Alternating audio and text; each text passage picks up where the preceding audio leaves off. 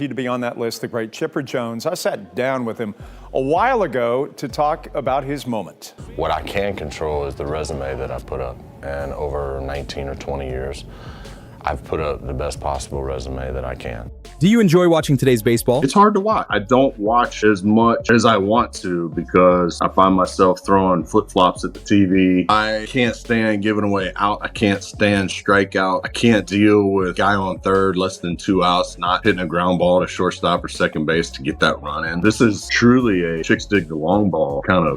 Chipper Jones, he may be black.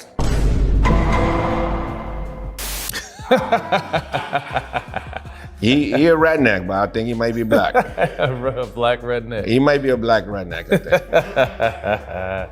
Anyway, Chipper, well, you know what? The greatest Atlanta Brave of all time as far as, everyday player. And Chipper could do it all. A lot of people don't remember Chipper sacrificed a couple of all-star games to go play left field for the good of the club. There's a lot of guys who wouldn't have done that.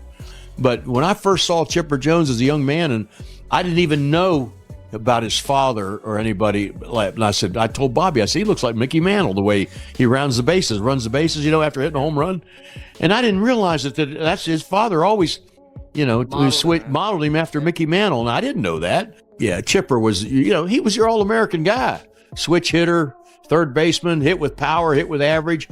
And Chipper reminded me of Maddox in a way, only on the opposite side of the ball. Maddox never forgot what guys hit against him or how he got them out. And Chipper never forgot either on the other side, 5 years ago or whatever, how this guy got him out and what he's going to try to do again. You were a switch-hitting third baseman back in your day. Another switch-hitting third baseman just went in the Hall of Fame. A good buddy of yours, Chipper Jones. Mm-hmm. He mentioned you in high regard in his speech. What did that mean to you? It was special. Brought tears to my eyes. It was special. Yeah, it was special. Chipper, as how can I put it? I first met Chipper in '91. He's a young pup on the other side of the wall in West Palm Beach.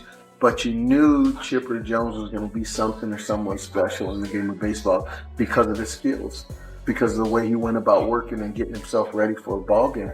But the first time I really laid eyes on him was I had to go over and speak in him while he was over there. And this and that, and I pointed at him. I don't know if he even remembers this. I pointed at him. I said, well, I hope you guys take this in because you're going to be in the big leagues one day and you're going to have to, do these things. And just love him. Just love him. He's like my little brother, my bigger little brother. We've gotten away from what makes baseball great. We've gotten away from the fundamentals. We've gotten away from, pitchers trying to finish what they start, hitters playing the game of baseball situationally in the box. There's no bunting. There's no hitting behind the runner with a guy on second and nobody out. There's no hit and runs. It's basically go up there and maybe hope you string 3 or 4 hits together, with a big bop in there somewhere. But it's not the game that we grew up watching. And I think having those, some of the guys that aren't deeply rooted baseball career lifers in those GM spots is the reason why. But behind the stats lies a story of triumph and controversy. Born in 1972, his talent for baseball shined early, helping him become the #1 overall pick in the 1990 MLB draft straight out of high school. Debuting in 1993 and overcoming a torn ACL, he led the Braves to a World Series title in 1995. Over 19 seasons, he hit 468 home runs, 1,623 RBIs, batted .303, and won the NL MVP in 1999. But his life wasn't without controversy. In 1997, he admitted to an affair and another child that led to a divorce. His outspokenness stirred debate. He criticized Braves fans for low attendance, and he clashed with teammates. He retired as an 8-time All-Star and entered the Hall of Fame in 2018. This is from his second career Major League at bat, and not only is he wearing the wrong number, he's wearing a double flap helmet in a Major League game, which is something he didn't do the day before. And if you look closely, you'll see that this helmet wasn't even his. It belonged to number 15, which was apparently this guy. He never wore a 2-flap helmet again, and he only wore 16 for 4 more games. Fellow Hall of Famer Cal Ripken Jr., your rookie year, did he give you a gift? Yeah, see, Cal was my guy growing up. I used to love watching Cal and obviously Ozzie Smith, the Wizard. and Barry Larkin. And I tried to take a little bit from each of those guys, but Cal was my guy. You know, I mean, I think I was 8 or 9 years old when he was Rookie of the Year, MVP. Orioles won a world championship right in that span. He threw out the first pitch, I believe, in game 1 of the World Series that year, you know, in and around him breaking the record for consecutive games played. He signed one of his Cal Ripken number 8 logoed balls, and it said, "You're off to a great start. Now the hard part starts. Staying here." You know, it's something to that effect. And it really hung with me forever because you can get off to those good starts as rookies, and we've all seen the sophomore slumps and the confidence problems come once the league makes its adjustments to you. So that was a message to me from one of the all-time greats that, hey, just because you're off to a good start, the hard part is still in front of you. Staying here and being elite for a long time, that's the hard part. What lessons from your own career are you using to help with mentoring them? I have to walk a fine line because these boys are growing up in the shadow of my legacy, Yes. you know, and this game is not easy. And I know it's not easy. I don't push them. If they want it, I'm there for them, you know.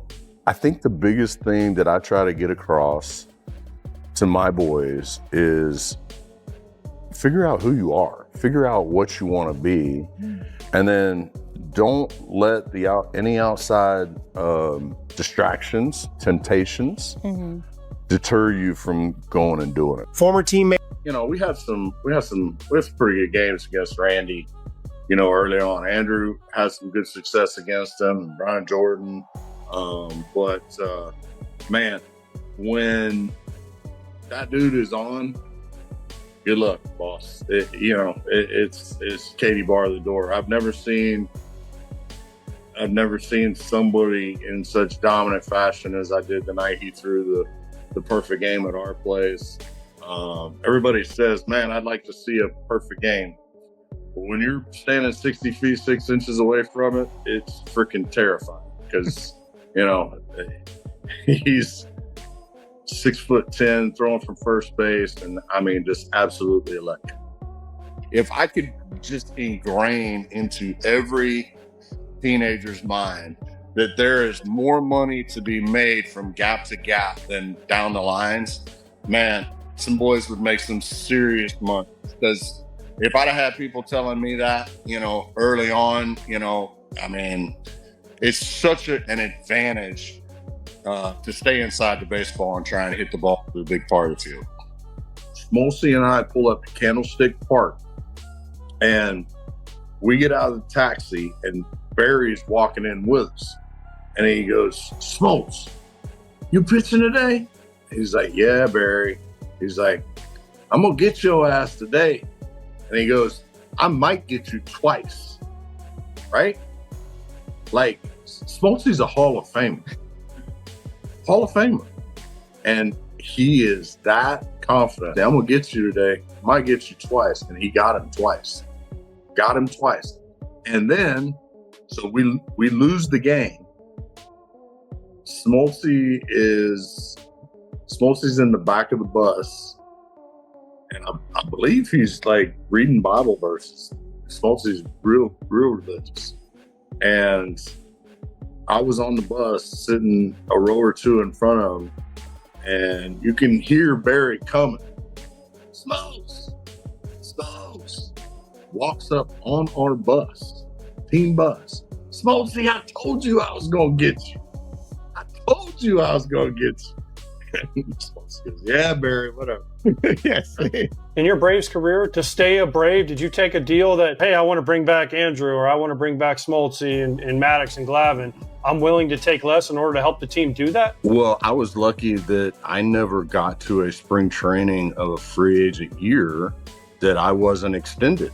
I'm a firm believer that the grass is not always greener on the other side. I feel like whoever leaves the Braves clubhouse for free agency is not coming back. Once you're courted by all the pretty girls in free agency, meaning big market teams, and guys realize how much more money they can make in some of these big market teams, the Braves cannot compete probably 9 times out of 10 with the big market clubs once our guys leave the clubhouse. So once they leave the clubhouse, I pretty much have them marked off as going somewhere else. So I did not want to even have that temptation. I had Bobby Cox, I had John Sherholtz, I had a great roster throughout my whole career. I knew we were going to be competitive. I would have done anything, especially take a little less money to assure, you know, my future and that we were going to be competitive here in Atlanta. So to answer your question, probably, I don't know that for a fact, but I probably took less than I would have made on the free agent market.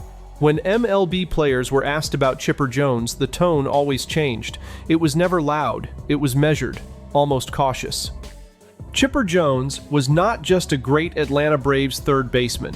He was the steady force in the middle of a dynasty that ruled the National League through the 1990s and early 2000s.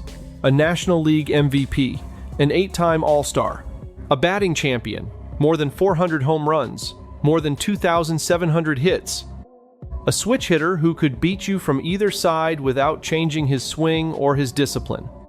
But the numbers only tell half the story. Pitchers respected him because he forced them to think. Left-handers could not simply rely on matchup advantage. He hit them hard. Right-handers could not just go inside. He would turn on it, fall behind in the count, and he would grind at bats until you made a mistake. Get ahead of him, and he would still spoil good pitches until you felt pressure. Veteran pitchers often said the hardest part was that he never looked rushed. He studied tendencies. He remembered sequences. If you got him out with a slider away in the 3rd inning, he might be waiting for that same pitch in the 7th. Managers adjusted rotations around him. Relievers were warmed up earlier. Defensive shifts began before shifts were common. He was not just a hitter.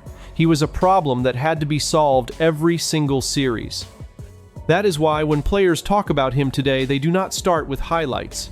They start with preparation.